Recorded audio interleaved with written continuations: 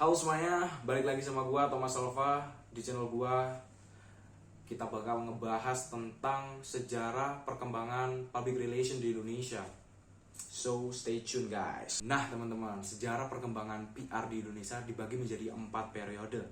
Periode yang pertama yaitu datangnya perusahaan-perusahaan multinasional. Lalu periode yang kedua pemerintahan Orde Baru. Periode yang ketiga yaitu ekspansi besar-besaran perusahaan swasta di Indonesia. Lalu ada yang terakhir, periode keempat pasca Orde Baru pada pertengahan tahun 1998. Nah teman-teman, pada periode pertama yaitu datangnya perusahaan-perusahaan multinasional. Setelah pendeklarasian kemerdekaan tepatnya pada tahun 1950, terciptanya era baru pada dunia PR, di mana banyaknya perusahaan multinasional mulai berdatangan seperti Caltex, Pacific International, Stanford, dan lainnya. Perusahaan-perusahaan ini menganggap PR sangat penting dengan tujuan untuk memperkenalkan perusahaan tersebut serta untuk membangun komoditas dan reputasi pada publik.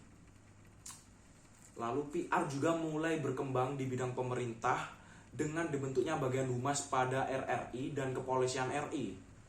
Meskipun PR sudah masuk dalam struktur organisasi mereka, dalam prakteknya keefektifan dari PR sendiri masih belum jelas ya pada masa ini. Lalu ada periode yang kedua. Periode yang kedua yaitu pemerintahan Orba atau Orde Baru.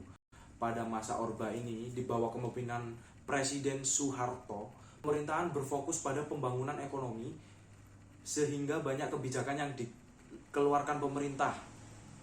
Salah satu kebijakan yang dikeluarkan oleh pemerintah waktu itu adalah UU PMA tahun 1967, yaitu kebijakan pemerintah untuk menarik modal asing. Hal ini berakibat banyaknya permintaan jasa konsultasi termasuk konsultasi PR pada tahun 1970-an. Perkembangan yang terjadi di Indonesia pada periode yang sama adalah dibentuknya Bako Humas atau yang disebut dengan Badan Koordinasi Hubungan Masyarakat di tahun 1970. Kemudian dibentuklah Perhumas atau yang biasa disebut Perhimpunan Hubungan Masyarakat pada tahun 1972. Perhumas sendiri didirikan sebagai usaha untuk meningkatkan profesionalisme pada praktisi PR. Periode keempat yaitu ekspansi besar-besaran perusahaan swasta di Indonesia. Pada periode ini pemerintah membuat kebijakan yaitu deregulasi atau perbankan pada tahun 1983 dan adanya privatisasi di berbagai sektor ekonomi yang mendorong semakin besarnya permintaan praktek PR nasional dan profesional ya tentunya. Namun tingginya permintaan akan PR profesional ini tidak diimbangi dengan ketersediaan praktisi PR yang memiliki kualifikasi memadai.